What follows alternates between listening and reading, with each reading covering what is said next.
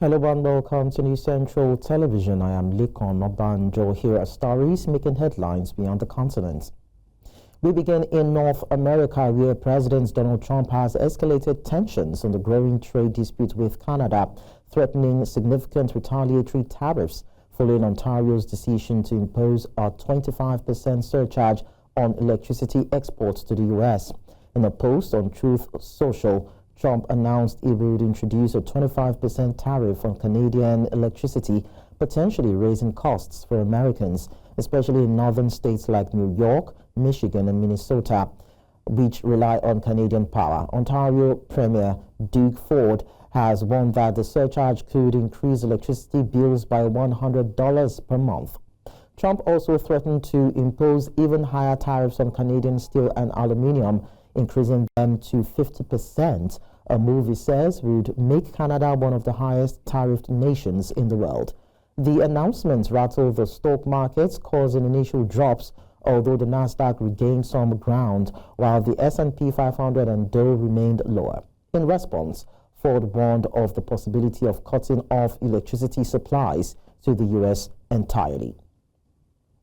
To discuss this, I am joined by Ejike Okpa, a global affairs analyst. Thank you so much, Mr. Okpa, for joining us. Well, thank you for having me. Now, Trump's threat to increase tariffs on Canadian steel and aluminium to 50% seems like a pretty drastic move. Do you think this is more of a negotiating tactic, or do you believe it could escalate it could actually escalate into something more serious for the U.S.-Canada trade relations? Well, tariff, as we know it, is a very simple thing. It's more like a taxation on goods and services that cross border. And so anytime, trade is usually something, it's either bilateral or multilateral. But, in this case, it's, U.S. and Canada. And what the president is doing is looking at, hey, we spend so much money with Canada, and we're having a deficit, and how do we balance that? And how to balance it is to look at what Canadians are selling to Americans and say, okay, since you're not buying much from us, we're going to have to tax you some kind of way to do what level the level playing field, or in economic terms, what they call the balance of trade. It is, anytime you do it, even the country proposing it and the country that is at the receiving end of it, there's going to be some short pains or, some stress, but this normally will end up being harmonized because, Canada, if they're not being able to sell what it is they produce to America, then the economy is not going to grow, and if America is not able to buy it at the price that they want, then America is going to suffer. So basically what a tariff does when it's proposed is to get the two parties to a table and start to talk. And how do we, because it's a symbiotic relationship, how do we walk away from this and everybody's a winner? But then we're talking about a bilateral relationship here. I mean, you said there's a need for them to come to the table to talk. Should it go this route of announcing drastic moves on tariffs instead of coming to the table and finding some sort of diplomacy around trade discussions if it's open to move America forward economically? Well, the president has the biggest microphone. I mean, nobody will get, bigger attention than the president. When he says something, then everybody sort of got to be like, have a reaction to it. So yes, he will say it, but that does not make it a law, and that does not get him necessarily what he wants. So what he's going to do is he's going to put the other side, on notice and say, we're going to do this, and the other side looking at what it is they're going to lose or what they're going to gain, and say, okay, can we talk? And that's where the diplomacy comes. So there's no prescribed way you can do this thing. But, the American president has the biggest microphone in the world. That people may dispute with that. But they find that when he says something, it's like, when I sneeze, you catch cold. Mm-hmm. And that's what he's doing. And in that case, Canada know that if they don't have a good economic relationship with America, they're going to suffer. Because again, we have the choice of looking to the southern border and getting the same thing. So They're going to come to the table. The trade guys will get together now and start to push papers and say, okay, how do we get this thing resolved? But this, ego. Ego is part of leadership. And is also included in that is a bluff. Hey, who am I going to rattle and how are they going to react? Are they going to be confused and such that they don't know what to do? Are they going to, try to maintain their own prestige and say something, but at the same time, the back room, there's always say in America, the back room thing happens, and then everybody resolves it. All right, now the Ontario Premier, that is Duke Ford, warned that the surcharge could hike electricity bills for residents. What do you think the domestic fallout in Ontario might look like with this? Well, this is our nature, because I live in Texas. Texas is one of the states in the union that has their own independent power. So we're not looking to anybody to send us power. Our power source comes mainly from Texas, except for a little percentage where we share with New Mexico. But other states, because of the size of it, they have that transmission line going across state lines, and in this case, Canada. But again, power is a service, it's a product some kind of way. If they generate it and they don't sell it, they don't move it, what are they going to do with it? Power is one of those things you have to generate and use it. You don't go put it in a storage like you do water. And so, again, the states that are affected are going to either call the president and say, here's the impact on us, what do we do? Remember, it is one of those things, I'm going to, make the noise, and then we'll see who's going to respond. So the electricity issue, maybe that is why, even in Texas, our governor just announced additional 10,000 megawatts we're going to produce. Because again, we don't want to be subjected to anybody wanting to take advantage of that. And power is one of the most important ingredients in an economic development. If you don't have it, you ain't gonna go anywhere. So it's not gonna cause a shutdown. It's just gonna, maybe we'll just see some spikes in the rates we pay, but it's not gonna be something that we cannot afford. But the parties that are gonna be affected are obviously gonna want to do what? Come to the table and negotiate. Remember, the act of negotiation is, if you're weak when you go to negotiate, and you're going to get trampled upon. But if you have something to offer, then it's a matter of, shifting the deck and the cards and see how, which hand you play in order for you to go away a winner. Well, you keep talking about negotiation. Now, if Ford follows through on the idea of cutting off electricity supplies to the U.S., don't you think it will have some sort of rippling effects in international trade between the U.S. and of course, Canada, with a new Prime Minister who is said to be more outspoken than Justin Trudeau? It's not going to just be flipping a switch and they cut it off. They're not going to do that. I mean, in that kind of situation, there are things you cannot do. But if, of course, they have to, threaten that as if, okay, I don't like what you're doing, but all of a sudden I'm going to go to the switchboard and flip it. It's not going to happen. It just, again, Canada is trying to flex their own muscle and say, oh, by the way, you need us for this. If you don't get to where we want to do a deal, then we're going to do X, but they're not going to do it. Because the transmission line, it could be who owns the transmission line. The transmission line could be owned by another entity. All Canada is doing is generating power and dumping it on that line. Because in America, we have deregulation of electricity. So we have the generating companies, the transmitting company, and the company that bring it into your home. So there's not one source that monopolizes that. And so you still have to go through a series of things, before you can flip that. And again, if you flip it, how long are you going to, keep it shut down? So they're not going to get to that point, but it's one of those things you have to throw out and get the other side to pay attention. But they already know this, so there's nothing anybody throwing at each other. They already know. It's just like, okay, let's talk. Well, I just hope that Trump knows what he's doing and is going about it the right way. Ejike Opa, Global Affairs Analyst, it was nice talking to you on the news. Thank you. Again, I gotta thank you for having me. Like I said, next time I come to Nigeria, you taking me to the shop where you buy your clothes. Of course, no problem. I'll do that. Thank you, sir. Thank you, too. We go on a very short break on the news. When we return, Poland to train 100,000 civilians annually starting in 2027. These and other stories to come your way in a short time. To stay with us. On Beyond the Continent, we take you to Europe, where French President Emmanuel Macron has officially inaugurated the future headquarters of the Directorate General of Internal Security in Saint-Ouen, a suburb near Paris. During the ceremony, Macron emphasized the importance of defending the core values of France in a rapidly changing world. The new DGSI headquarters is part of France's ongoing efforts at strengthening national security and combating domestic and international threats. Macron's remarks come amid heightened concerns over security in France and across Europe, particularly in light of geopolitical tensions. L'équilibre du monde se reconfigure, où ce qu'on croyait acquis s'éloigne et où ce qui paraissait exclu se rapproche.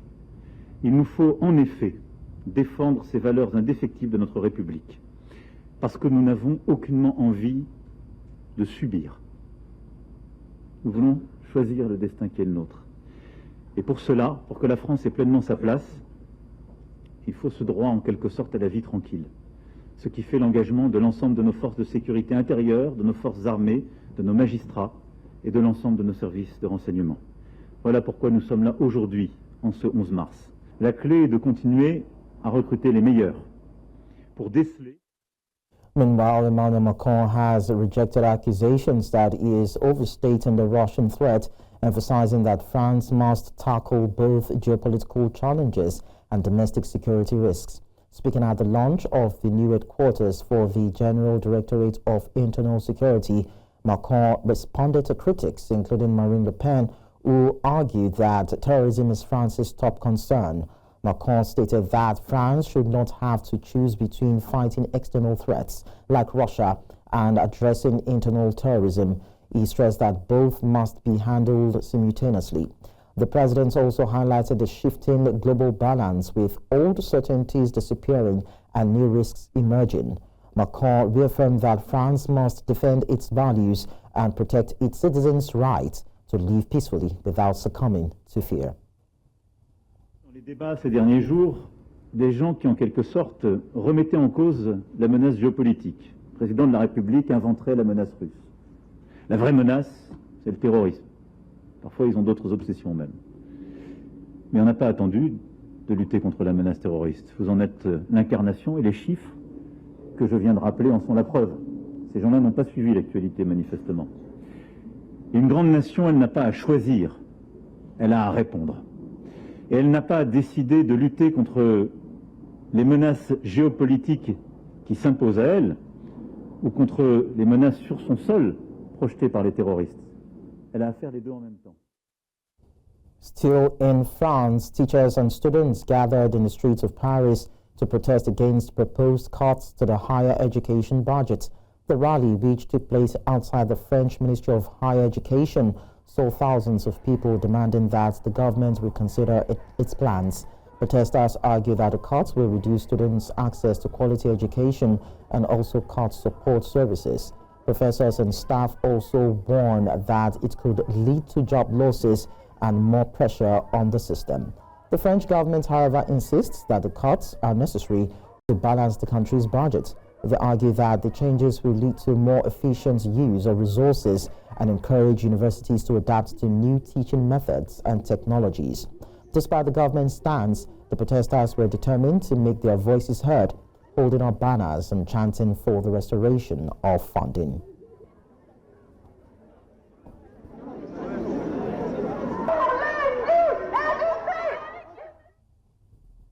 Away from France, European Commission President Ursula von der Leyen has urged European nations to ramp up defense spending, warning that growing threats from Russia and waning U.S. support for NATO are putting the continent's security at risk.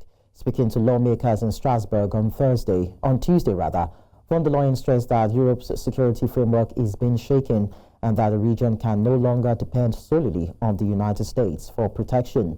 In response, EU leaders have endorsed a plan to mobilize up to 800 billion euros for defense, including EU-backed loans and relaxed fiscal rules to help member states bolster their military capabilities. With U.S. President Donald Trump casting doubt on NATO's role, von der Leyen reiterated the urgency of strengthening Europe's own deterrence measures to ensure lasting security.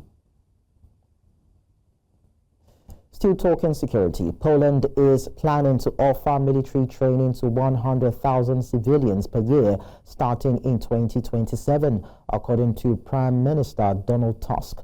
The initiative aims to expand the country's army reserves amid growing security concerns, particularly with its neighbor, Russia. Tusk emphasized the need for every adult man in Poland to be trained in case of war, ensuring the nation has a reserve force to counter potential threats. Currently, about 35,000 Poles receive basic military training annually through voluntary service, but the new scheme, which will be open to both men and women, will significantly increase the number. Tusk mentioned there will be a system of motivations and incentives to encourage participation. In addition, the Interior Ministry is distributing a brochure this year to help Poles prepare for emergencies such as long-term power outages and provide guidance on surviving various crises. Możliwość przeszkolenia 100 000 ochotników w ciągu roku. I to są, jestem przekonany, że chętnych nie zabraknie, ale dla nas zadaniem jest zapewnienie, że każdy zainteresowany będzie mógł to szkolenie odbyć. Kiedy mówimy o innych motywacjach i zachętach, prosiłem, żeby zanalizować możliwość na przykład zapewnienia zainteresowanym w czasie takiego kursu, skończenia kursu prawa jazdy zawodowego. Także na pojazdy ciężarowe to będzie przydatne w przypadku wojny, ale będzie też przydatne w życiu dla tych, którzy są takimi uprawnieniami zainteresowani. To tylko jeden z przykładów, w jaki sposób możemy zachęcić chętnych i kobiety i mężczyźni do takiego szkolenia. Away from that, UK Minister for Maritime Security Mike Kane has addressed Parliament following the collision of a cargo vessel with a tanker carrying flammable jet fuel. Kane responded to questions about potential foul play. The incident has raised concerns over safety, but the minister emphasized that investigations are ongoing and no evidence of foul play has been found so far. Kane was also the junior transport minister responsible for aviation, maritime and security. We assure the public that authorities are closely monitoring the situation. While the collision is being thoroughly investigated, the focus remains on ensuring safety protocols are followed to prevent similar incidents in the future.